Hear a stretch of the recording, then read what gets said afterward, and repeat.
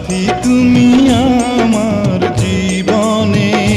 ভাবুন তো, মারা যাওয়ার আগে সালমান শাহের শেষ সিনেমা কেমন ছিল? তিনি কি কখনো ভেবেছিলেন এটি হতে যাচ্ছে তার লাইফের শেষ সিনেমা? একজন নায়ক যাকে ঘিরে তখন পুরো বাংলাদেশের সিনেমা হলে উত্তাল, হঠাৎ তিনি চলে গেলেন, কিন্তু তার অভিনীত সিনেমা তখনও মুক্তির অপেক্ষায়। সালমান শাহের শেষ মুক্তিপ্রাপ্ত সিনেমা ছিল বুকের ভেতর আগুন। সিনেমাটি পরিচালনা করেছিলেন ছোটকু আহমেদ, তার বিপরীতে ছিলেন শাবনূর। কিন্তু সবচেয়ে অবাক করা বিষয় হল, সালমান শাহ সিনেমাটির পুরো শুটিং শেষ করে যেতে পারেননি।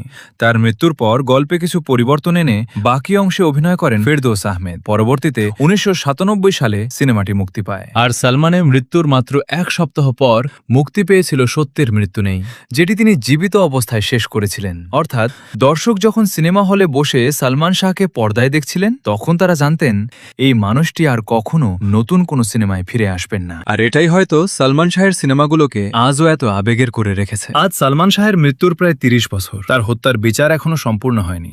সালমান শাহের হত্যার প্রধান আসামি ডনকে পুলিশ আটক করেছে। হয়তো এত বছর পর আমরা আশার আলো দেখতে পাব। যাই হোক, সবশেষে বলা যায় একজন নায়ক চলে গেছেন, কিন্তু তার শেষ দৃশ্যগুলো আজও দর্শকের মনে জীবন্ত। সালমান শাহ একটি নাম নয়, বাংলাদেশের সিনেমার এক অসমাপ্ত অধ্যায়।